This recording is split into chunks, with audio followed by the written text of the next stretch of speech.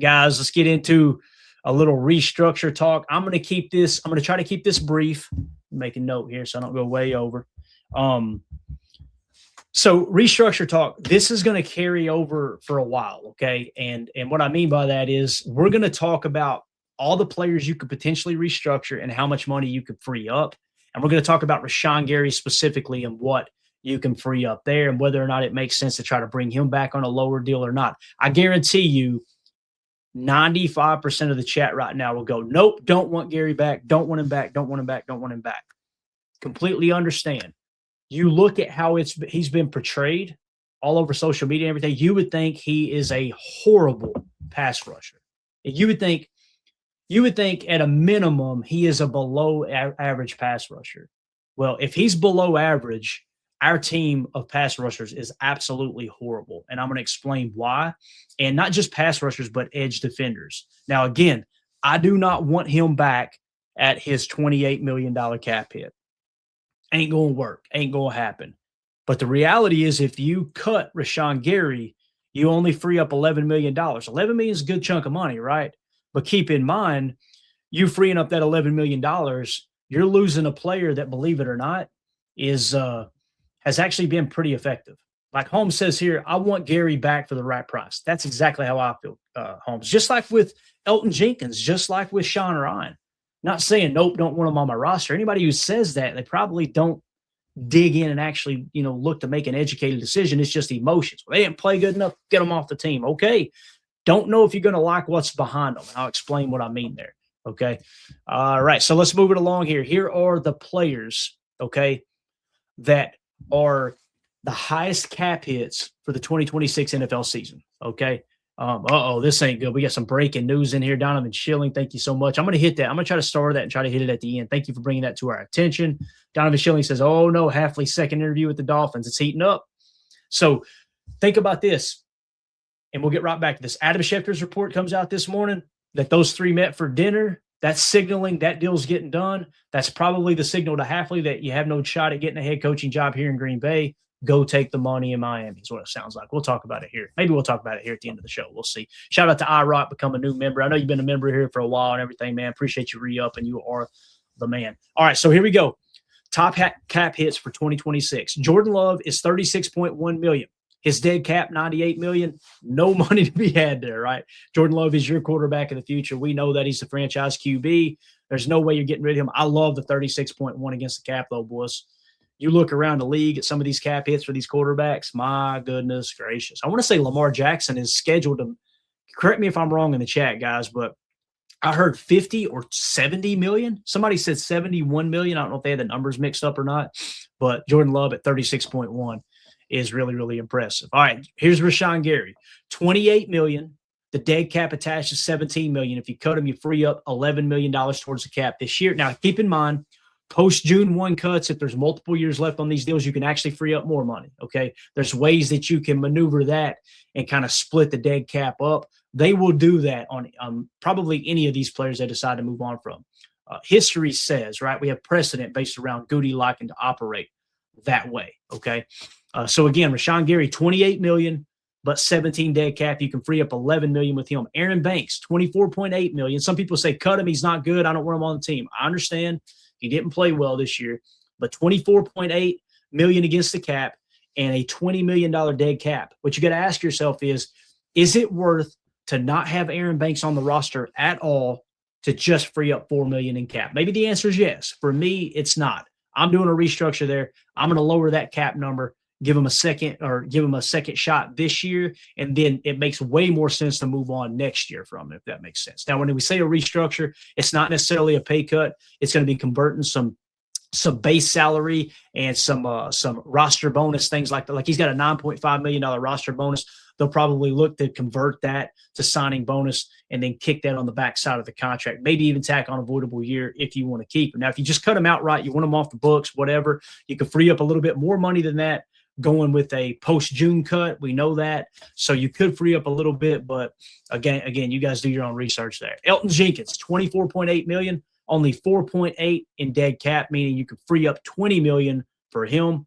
Micah Parsons, $19.2 million. Look at the dead cap, guys. $113 million dead cap. I think we're going to hold on to Micah anyway. So you can kind of see how they structure these. Again, everybody told you that signing Micah Parsons was going to screw you in the cap, going to break the, oh my God, you're not going to be able to do anything. He's 19.2 against the cap this year. Now, you get 3 years down the road, we're going to be talking option bonuses and things like that, which that came into play with how Aaron Rodgers' contract was structured. We'll talk about that. Don't worry about a problem you don't have right now. Xavier McKinney, $19 million against the cap, 11.5 in dead cap. Trevon Diggs, $15.5 million, but look at the dead cap, guys. The dead cap stayed in Dallas, right? Or the guarantee stayed in Dallas. If you cut Trevon Diggs, you free up $15 million like that. Now the question becomes, how bad do you want Trevon Diggs on your roster? Do you want him at 15.5? To me, that seems a little high. They're probably going to look to give him a little bit more guaranteed money, convert some of the base salary, because that is 14.5 in base salary plus $1 million bonus per game. So the base salary, you're going to look to convert some of that to signing bonus. I would go to him and try to free up about $5 million, what I'd like to see. I'd like to say, hey, man, let's lower this cap hit by $5 million. Would you take a $2.5 million pay cut for us to guarantee you $5 million and then move that $5 million throughout the rest of the contract or tack on avoidable year to free up cap space there? You got a little bit of maneuverability there. Here's the other thing. They got to look at him for 2 weeks, right? Maybe they looked up at Trevon Diggs, and you got to check the dates too. I don't know when that money is guaranteed. Maybe they've got all the way up to when the season starts, but you could kind of get a look at him in the offseason program too, get a little bit better look and decide whether you want to keep him or not. But nonetheless, they may just want to cut him outright and say, hey, look, we didn't give up a draft pick. We just signed him off the scrap heap, off the waivers. We're going to cut him and free up 15.5 and move the heck on. That could be the case, right? Josh Jacobs. I'm hearing some people say that Josh Jacobs might be a cap casualty. Have y'all heard that? Let me know in the chat if you've heard anybody say that Josh Jacobs could be a cap casualty. I've heard like 2 or 3 people doing podcasts saying it, and I'm going, are we being serious? We don't want Josh Jacobs back? He's 14.6 against the cap. That's 4% of your cap, right? His dead cap is 6.2. So would you rather not have Josh Jacobs on the roster and have an extra 6.2 million in cap space? That bothered me. I was like, wow, what are we doing? Yeah. Now, if you want to convert some salary to signing bonus and free up some cap space, absolutely. That makes a lot of sense, right? 14.6, you want to lower that number. But man, oh man, to say you're just going to cut and move on from Josh Jacobs outright to free up 6.2 million is just crazy. I want to see if anybody else said that. J. Cole said, I saw that too. Keep Jacobs. I don't know where that is coming from. Yeah, it really blew me away. It did. Chester Marco kind of talking about, with the cap hit there with Elgton Jenkins, I'm sure. We knew in all caps Dahlman would be great. I don't feel comfortable, Chester, saying that I knew something, that I was 100% sure. But boy, we really, really, really liked the way he looked right in free agency, especially for the number that we thought we might be able to get him at. So that's something that, I don't know. I'm as close to what you're saying here. We knew that as any other topic we've talked about, because you guys can go back and watch it. We were very, very vocal about it, but we also had in the back of our mind, like somebody said, we like Ron Sanville said, they expected Jenkins to be great at center, right? We were kind of hoping, okay, he's going to take a much bigger step at center, and you're going to feel way better about that situation with Elgton having been around for a while. It didn't seem to work, right? Although Elgton, when you looked at some of the other numbers, I've already closed it out. I want to say he was like 12th in pressures allowed. So he played significantly better than Sean Ryan. I think some people got a misconception that Sean Ryan played as good as Elgton Jenkins. That wasn't the case, but with Elgton Jenkins being at 24.8, let's be real, it ain't happening, right? With Josh Jacobs, I think we all agree in here. I don't see anybody saying cut Josh Jacobs, right? Oh, here we go. Nick actually says trade Jacobs to the Vikings for Aaron Jones. I hope you're kidding. I hope you're kidding, bub. I love you, Nick. No disrespect. I think you're kidding there. Sarcasm. When you got an IQ as low as mine, you don't pick up on sarcasm as good, especially through text. So, all right. Next on the list here, another one that's been talked about, Nate Hobbs, right? How do you guys feel about Nate Hobbs? On the surface, people say let him go, right? And I'm sure you guys have heard that. Here's the problem with just cutting Nate Hobbs outright, okay? Cap hits $13 million, dead cap $12 million. if you move on from Nate Hobbs, you're not even going to free up. You're going to free up a little less than $1 million. Nate Hobbs, to me, it's a slam dunk. Bring him back. He was banged up all year. It's one of those things that, you didn't get a chance for him to get a fair shake because of injuries. And I know the league's not fair. It is what it is.